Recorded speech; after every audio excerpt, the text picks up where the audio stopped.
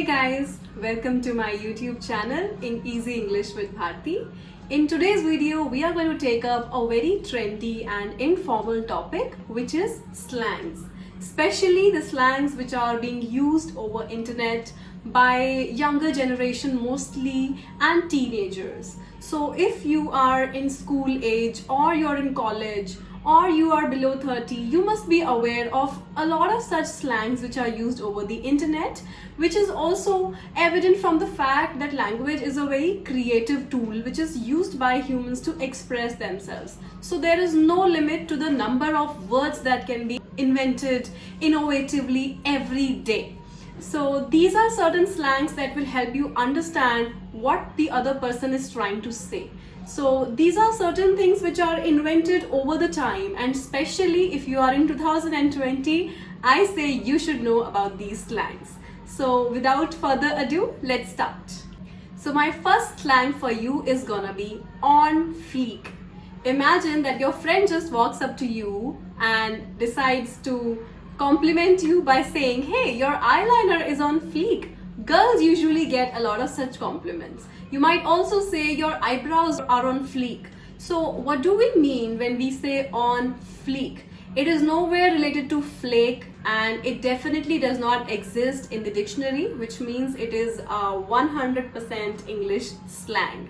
It basically means something which is on point or perfect. So when you describe something by calling it perfect, you might call it on fleek. But remember, it is specially used for physical appearances and not so much the other things. You might also say his reaction was on fleek. Many a times we use on fleek for reaction also, which means it was perfect. So that was the first slang for you, on fleek. My next slang for you is low key. Low key is another such slang which does not exist in the dictionary, which means that it is completely a proper innovative slang, and it basically does not refer to any key.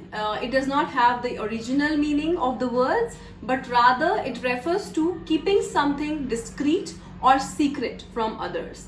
For instance, Rihanna and Leonardo DiCaprio are keeping their relationship low key. Similarly, you might say that he's the kind of guy who likes to remain low-key at meetings or gatherings. So you are describing somebody's character by calling them low-key, which means that they want to maintain a low profile among crowd. They do not like to garner a lot of attention from others. So that's what we mean when we say low-key, or when we describe somebody by calling them low-key.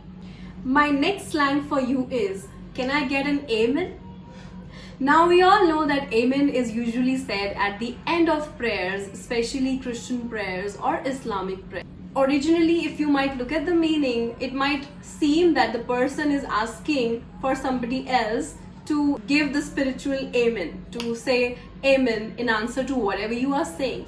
However, that's not true. It does not really mean that. What it means is that you're basically seeking or you're asking for approval or agreement from someone else.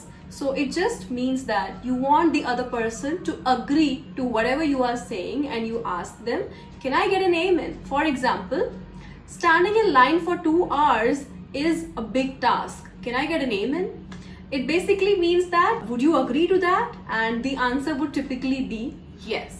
So that's the meaning of the phrase, "Can I get an amen?" It basically means, don't you agree? Imagine that you hear somebody saying, "Can you imagine that Sam got busted on overspeeding?" And you answer them by saying, "No, it's not really difficult for me to imagine because he's always overspeeding." So what do we mean when we say he got busted for overspeeding? Busted basically means to get caught by anyone red-handed. In this instance, you get caught red-handed by the cops for overspeeding. It could be in any situation where you just got caught red-handed and you did not want to get into that situation. That's when you are busted.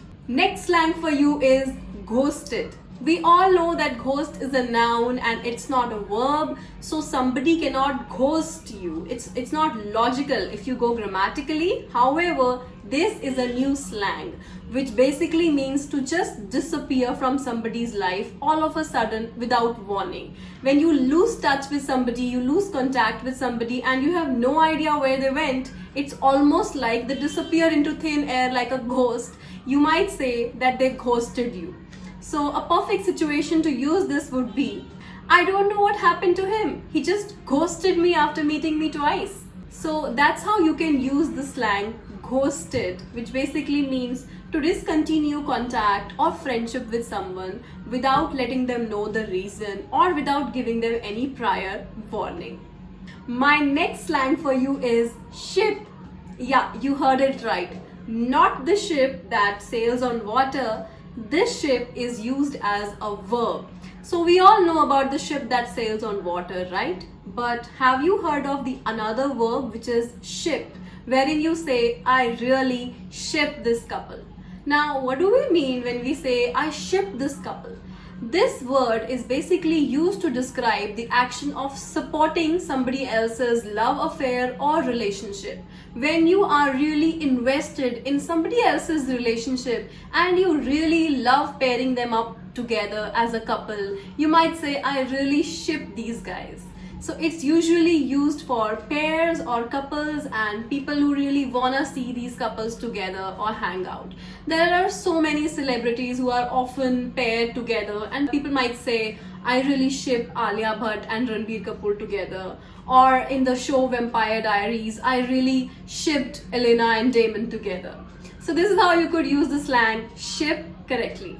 So my next slang for you is pretty easy, which is slay. We all know the meaning of slay. It basically means to kill or to hunt or to murder somebody. It is used in the context of killing somebody physically. So it's not really a nice act. However, these days we are using slay as a slang very often on the internet, where we might praise somebody or we might compliment a celebrity by saying that she slayed the evening. The way Aishwarya Rai walked on the red carpet, she literally slayed in that gown. So what do we mean when we say slay? She did not murder anyone.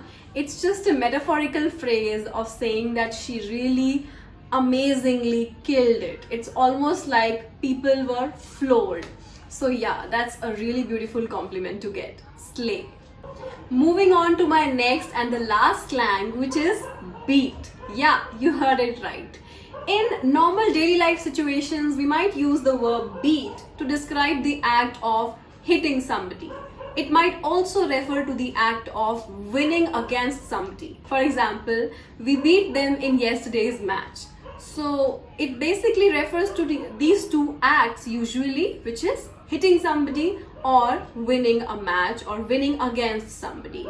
However, these days it is also used as an adjective in the form of a slang. For example, you could describe yourself by calling yourself beat, or you might call somebody else beat. For example, you look very beat today, what's wrong with you? Or somebody might ask you, hey, are you up for a cup of coffee right now? And you might say, no man, I'm pretty beat. So what does it mean when you call yourself beat or the other person beat? It basically means that you're tired or you're exhausted and you cannot do any more work. So the right situations to use beat would be, you look beat. What have you been doing all morning? And you might answer by saying, actually I've been helping my dad out in the yard all morning. This is the reason why I look beat. So that's how you can use this slang. I hope this video was of use to you and you learned something new from it. Thank you so much for watching, and if you liked it, please press the like button, share and subscribe my videos because it really motivates me. Thank you for watching.